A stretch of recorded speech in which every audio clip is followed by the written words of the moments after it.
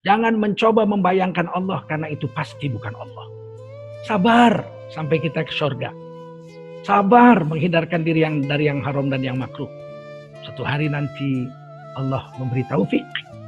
Dengan kasih sayang Allah kita dimasukkan ke surga. Saat itu Allah buka hijab. Dan kita diberi kemampuan untuk bisa memandang lengkap. Wujuhu yawma idzin nadhirah ila rabbiha nadhirah. Pada saat itu wajah orang ahli surga kilang gemilang. Karena mereka bisa melihat zat Allah Subhanahu wa taala. Yarfa'u ilaihi amalul laili qabla amalin nahar. Dan Allah mengangkat kepadanya amal-amal malam sebelum amal-amal siang dikirim. Nah, jadi kita beramal nih malam nih. Kita sholat isya, sholat sunat ba'da isya, sholat witir, kemudian kita sholat tahajud, dan sholat fajar, sunat fajar, kemudian kita sholat subuh. Maka amalan-amalan malam ini dikumpulkan dan dibawa ketika sebelum matahari terbit oleh malaikat untuk dilaporkan kepada Allah. Kemudian wa amalun nahari qabla amalil laili, dan Allah mengangkat amal-amal di siang hari. Salat duha, salat isyraq, salat duha, salat zuhur, ba'diyah, qabliyah, asar dan sebagainya, zikir, baca Quran, kita doa ba'da asar. Dan sebelum matahari tenggelam itu habis salat asar, amalan siang dibawa kepada Allah, dilaporkan untuk diterima oleh Allah di malam hari. Jadi setiap hari itu malaikat itu plus. Malaikat yang datang malam, dia berangkatnya habis subuh. Habis subuh. Yang datang habis subuh menggantikan malaikat pencatat amal itu, dia berangkatnya habis asar.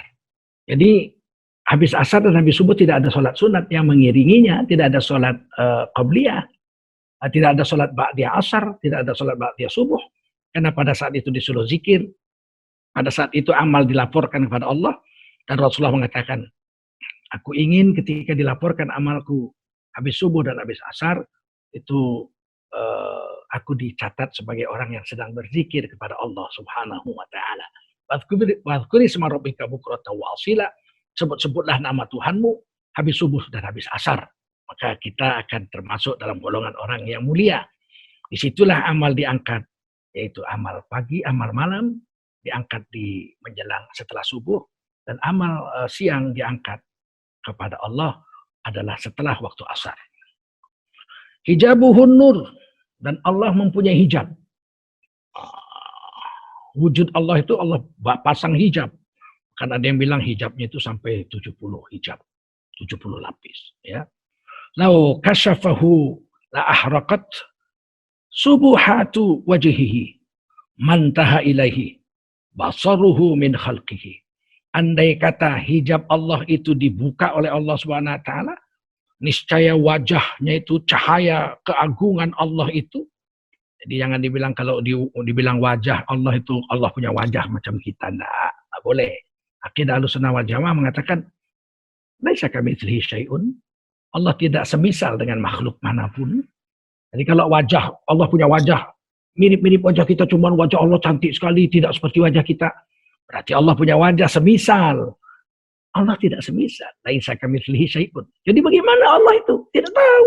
Saya tidak tahu. Kita tidak tahu. Nabi tidak beritahu.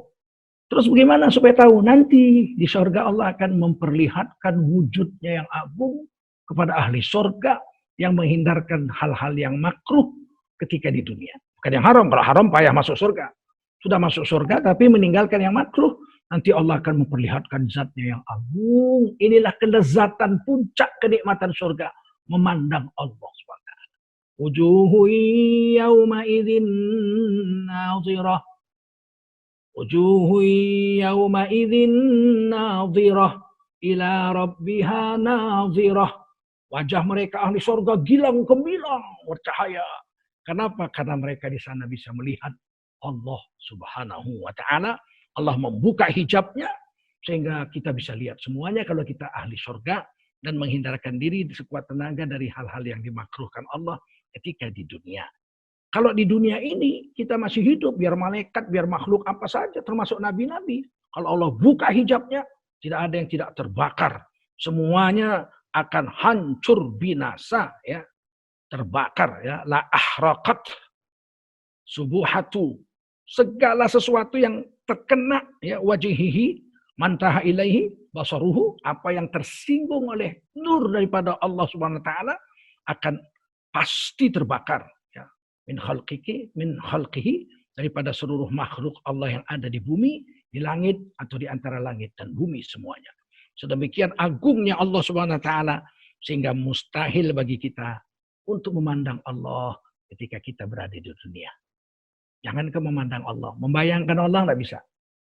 Kata Sayyidina Ali, apa-apa yang kau bayangkan daripada zat Allah, maka sesungguhnya itu bukan Allah.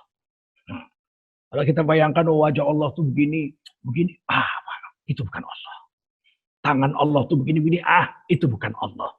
Karena akalmu tidak mampu untuk membayangkan apapun daripada zat Allah Subhanahu wa taala. Yang Maha mengetahui bagaimana Allah, Allah sendiri. Yang mensifati keagungan Allah, Allah sendiri. Kita beriman saja kepada Allah SWT. Ketika Allah katakan laisa kamitslihi syai'un, tidak ada yang semisal dengan Allah, kita percaya saja. Terus kalau kita bayangkan kira-kira Allah kayak gini. Nah, yang kayak gini itu bukan Allah. Karena tidak mungkin Allah dibayangkan dengan semisal-misal. Permisalan-permisalan yang ada di dalam akal dan angan-angan manusia itu pasti batil. Itu pasti bukan Allah. Jangan mencoba membayangkan Allah karena itu pasti bukan Allah. Sabar sampai kita ke surga. Sabar menghindarkan diri dari yang haram dan yang makruh. Suatu hari nanti Allah memberi taufik. Dengan kasih sayang Allah kita dimasukkan ke surga. Saat itu Allah buka hijab. Dan kita diberi kemampuan untuk bisa memandang lengkap. Wujuhu yawma idzin nadhirah ila rabbiha nadhirah. Pada saat itu wajah orang ahli surga kilang gemilang. Karena mereka bisa melihat zat Allah Subhanahu wa taala di saat itu. Demikian pembukaan kita pada malam hari ini. Saya ingin ada tanya jawab dan kembali kepada Ananda Jimmy, hadis nomor 76 daripada Kalimah Thayyibah daripada kitab Muntakhab Hadis karangan Syekh Maulana Yusuf Al-Kandahlawi rahimahullahu taala. Saya kembalikan kepada Ananda Jimmy. Fadhal, silakan Ananda.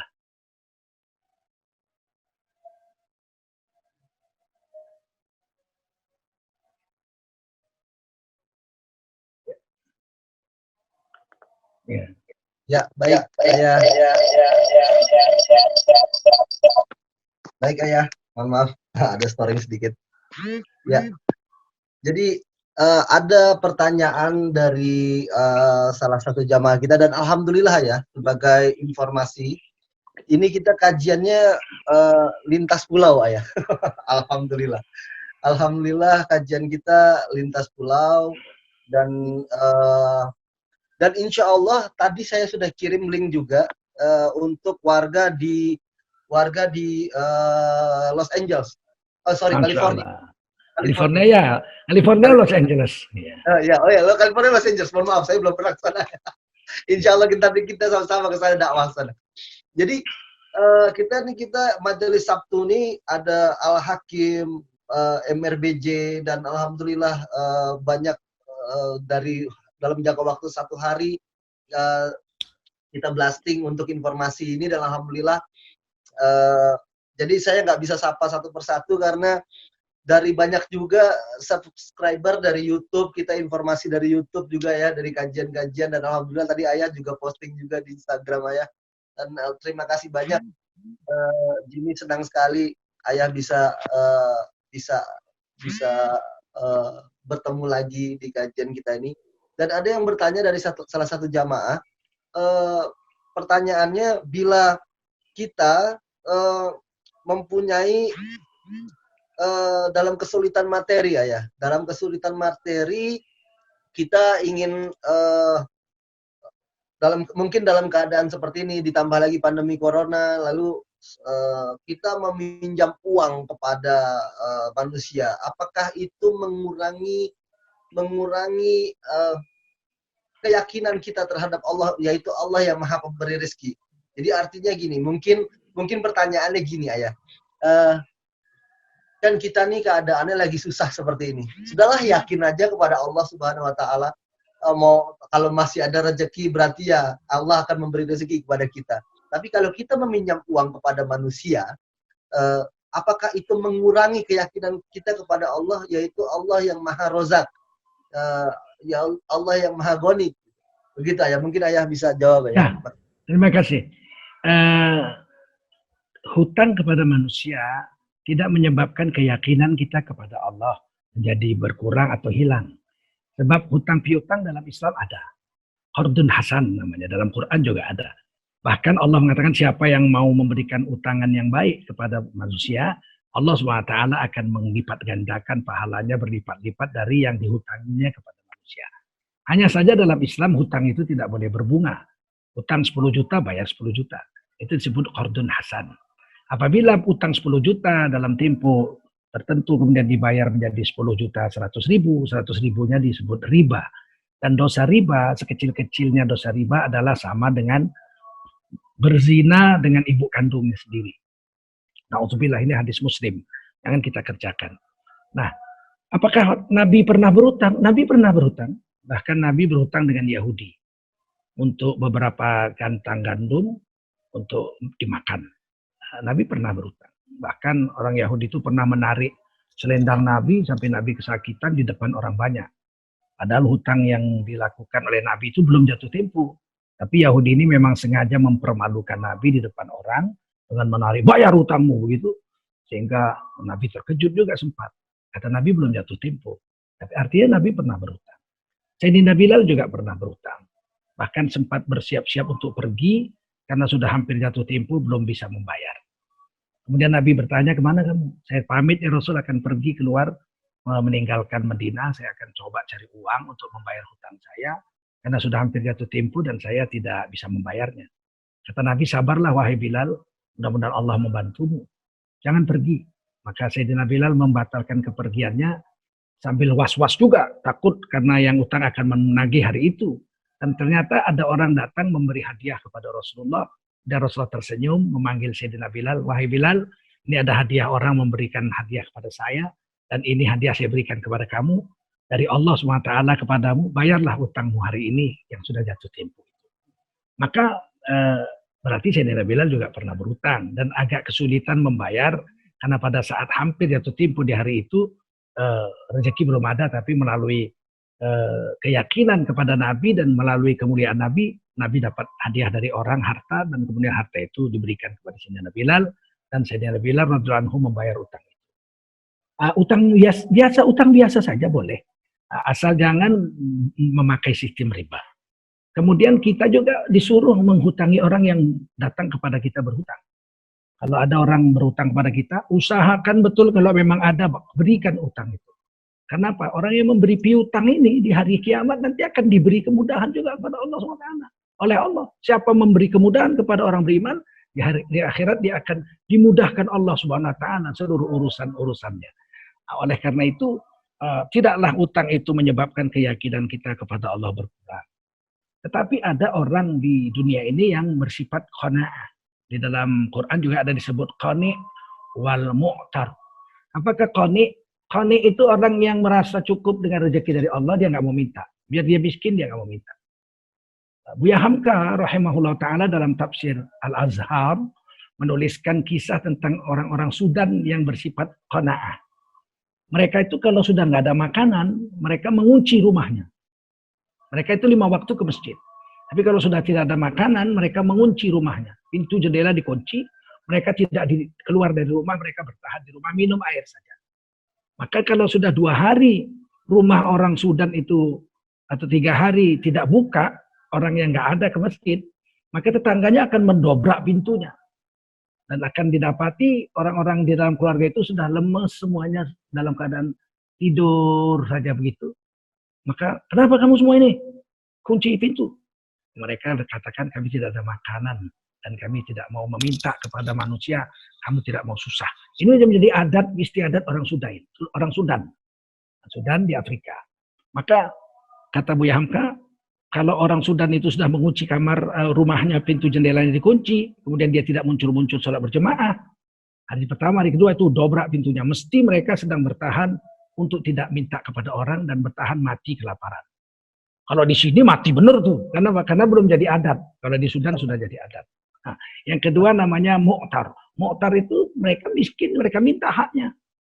Mereka datang kepada orang kaya, wahai orang kaya, saya tidak bisa memberi makan anak saya 2, saya miskin, tolong minta bagian zakat saya yang ada pada dirimu, berikan pada saya untuk saya berikan makan pada anak dan istri dan anak saya.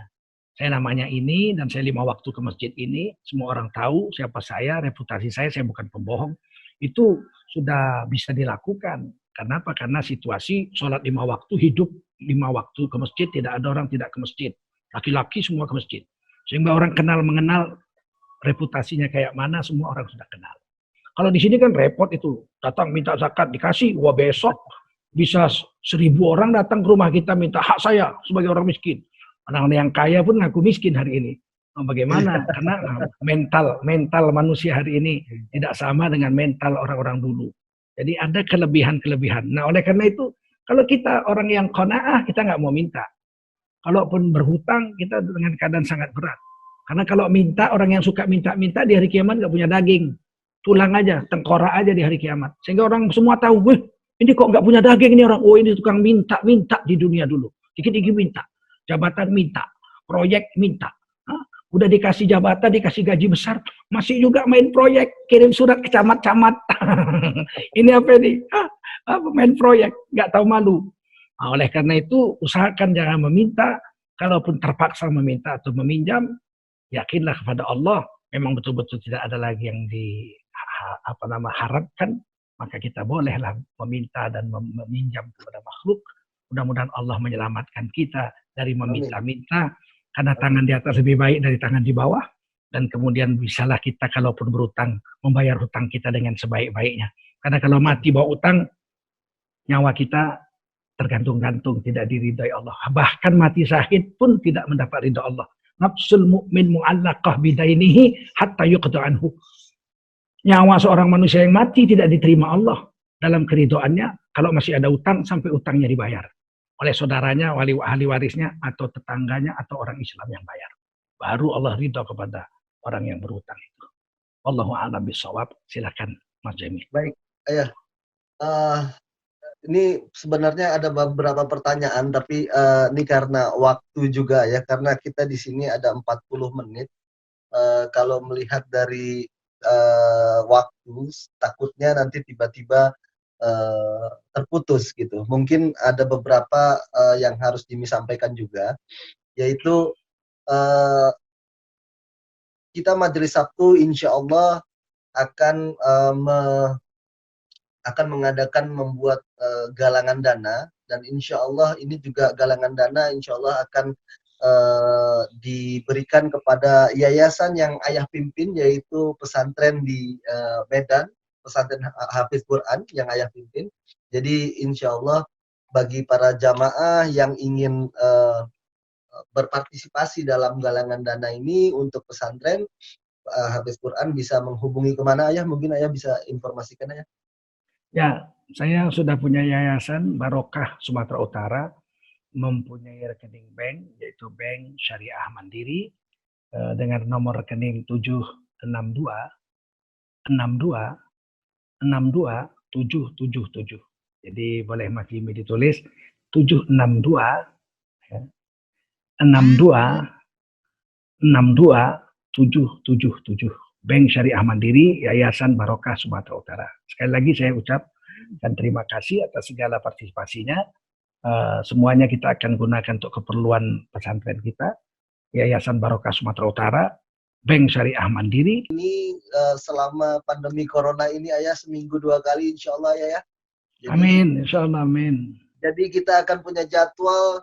Yang pertama di malam Jumat seperti saat ini jam 8.15, dan juga malam Senin hari Minggu malam jam 8.15. Jadi kami bisa informasikan kepada seluruh jamaah untuk Zoom ID atau link tetap menjadi link yang ini aja. Kita tidak akan ganti-ganti dan insya Allah akan selalu istiqomah ya untuk kajiannya.